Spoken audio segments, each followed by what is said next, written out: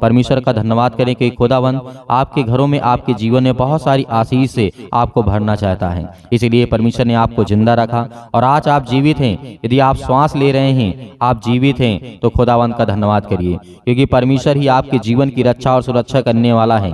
इसीलिए आज हमारे जीवन में बहुत सारे पाप, अपराध और गुनाह होते हैं, लेकिन हमारा परमेश्वर हमारे हर एक अपराधों और गुनाहों को मिटा देता है। लेकिन हम भूल जाते हैं उस परमेश्वर ने हमें जो जीवन और श्वास दिया है, उसी परमेश्वर ने हमें बचाया है, उसी परमेश्वर ने आज हमें जिंदा रखा है, उसी परमेश्वर को हम धन्यवाद नहीं करते। मेरे बहुत सारे मसीह भाई बहन हैं, कहते हैं कि सर हमें प्रार्थना करना है, लेकिन आप हमारे लिए प्रार्थना कर दीजिए।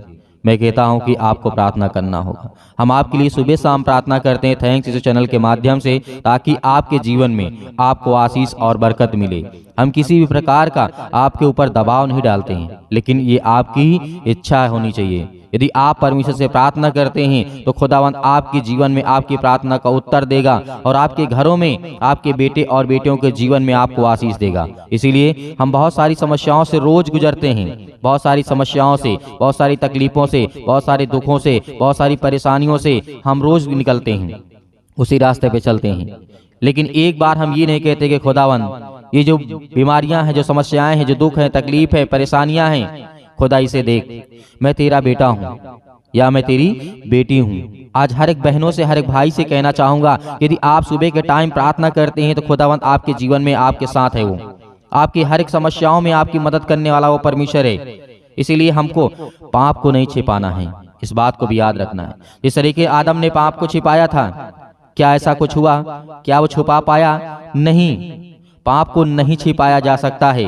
हाँ, उसे सामने ला करके परमेश्वर से बताया जा सकता है कि परमेश्वर ये मुझसे गलती हुई। जब तक आप अपने आप को स्वीकार नहीं करेंगे कि मैंने पाप किया है, तब तक आपकी प्रार्थना का उत्तर नहीं मिलेगा, तब तक आपको जवाब नहीं मिलेगा।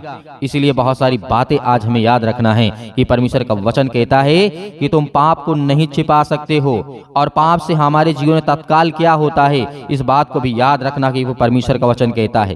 क्या कहता है? बहुत सारी बातें हैं जो आज हमें देखनी चाहिए और सुननी चाहिए, समझनी चाहिए। पाप से क्या होता है? जब कोई व्यक्ति पाप करता है, मान लेते हैं कि आदम ने जब पाप किया था तो क्या हुआ था? वहां पे यह हुआ था कि बहुत सारी बातें हैं जो आज हमें सीखनी चाहिए।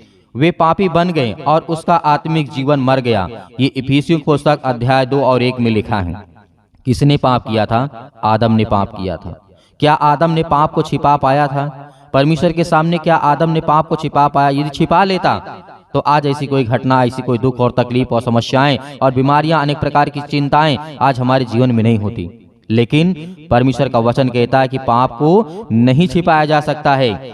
और उसी वक्त जिस समय आदम और हवा ने पाप किया था, उस समय कई सारी घटनाएं तत्काल घटी थी। तुरंत पाप करने के बाद पहले तो वो उनका जीवन आत्मिक जीवन जो था वो मर गया। इफिसियों पुस्तक कहती है और उसके बाद उनकी आंखें खुल गईं और वे जान गए कि हम दोनों नंगे हैं। ये बात कैसे उन्हें पता चली? क्योंकि ये तत्काल पाप करने के बाद ही उनके जीवन में ये समस्याएं आईं। और उसके बाद जब उनकी आंखें खुलती हैं, उन्होंने अपनी नग्नता को ढकने के लिए अंजीर के पत्तों की लंगोट बना करके पहना। क्यों? क्योंकि परमेश्वर तो पहले उन्हें ज्ञान और बुद्धि और समझ के द्वारा हर तरीके से किया, लेकिन परमेश्वर की आज्ञा का पालन नहीं किया। इसीलिए तत्काल ऐसी सारी घटनाएं घटी हैं और बहुत सारी बातें हैं वे परमेश्वर की उपस्थिति में कि छिप गए। पाप मनुष्य को परमेश्वर से अलग कर देता है, ये बात हमें याद रखना है। परमेश्वर का साफ घोषित करता है परमेश्वर उत्पत्ति पुस्तक अध्याय 3 और 14 से लेकर के 19 तक में परमेश्वर ने कहा कि धरती पर तू मेहनत करेगा लेकिन उसका पूरा फल नहीं पाएगा। आदम से कहा कि तू बच्चे की जब जन्म देगी तो इससे ज्यादा पीड़ा आपको कभी नहीं मिलेगी।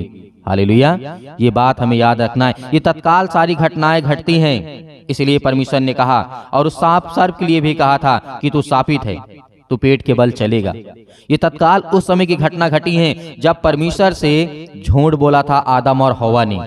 पाप को छिपाने के लिए बहुत कोशिश की लेकिन ऐसा नहीं हुआ है। इसीलिए हम याद रखते हैं उन वचनों को जिसे गिनती पुस्तक अध्याय 32 और 23 में लिखा है, और यदि तुम ऐसा ना करो तो परमेश्वर के विरुद्ध पापी ठहरोगे और जान रखो कि तुमको परमेश्वर जो तुम्हारा है तुम्हारा पाप लगेगा। इस बात को याद रखना। जो आज हम पाप करते हैं, आज हम गुनाह करते हैं, आज बहुत सारी बातें हैं, छोटी छोटी बातें, लेकिन हम पाप करने के बावजूद यदि परमेश्वर के सामने घुटने टेक करके प्रार्थना नहीं करते, नहीं स्वीकार करते हैं तो परमेश्वर कहता है कि तेरे ऊपर पाप लगेगा। हालेलुया। इसलिए नीति वचन अध्याय 28 के 13 में लिखा, वहां पे परमेश्वर ने कहा था जो अपने अपराध छिपा रखता है उसका कार्य सफल नहीं होता है। क्या कहा यहाँ पे? जो अपने अपराधों और गुनाहों को छिपा रखता है उसके कार्य सफल नहीं होते, उसके काम सफल नहीं होते, परंतु जो उसको मान लेता है और छोड़ भी देता है उस पर दया की जाती है, ये परमेश्वर का वचन कहता है। तो आज क्या आप लोग अपने गुनाहों को मानते हैं? सभी लोग, जितने लोग यदि अपने अपने गुनाहों को, छोटा हो या बड़ा हो, कोई भी गुनाह हो आपके जीवन में है, यदि उसको स्वीकार करते हैं, ग्रहण करते हैं, तो आपके जीवन में परमेश्वर आपके ऊपर दया करेगा, आपको आशीष, आपको बरकत देने वाला परमेश्वर है। इसीलिए परमेश्वर ने आपसे वादा किया है, यदि तेरे जीवन में पाप यदि तू मानता है तो मैं तेरे जीवन में तुझे दया करूंगा, तुझे आशीष दूंगा।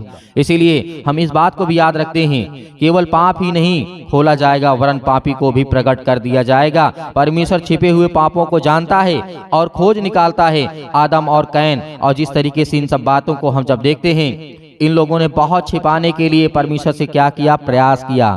क्या कैन ने नहीं किया था? कैन और हाबिल के जीवन में जब घटना घटी, उसे मार डाला गया, तो क्या उसने नहीं छिपाने की कोशिश की? छिपाया। लेकिन परमेश्वर के सामने कोई भी अपराध और गुनाह नहीं छिपाया जा सकता है। इस बात को हमें याद रखना है। इन लोगों ने बहुत प्रयास किया कि हम पापों को छिपा लें।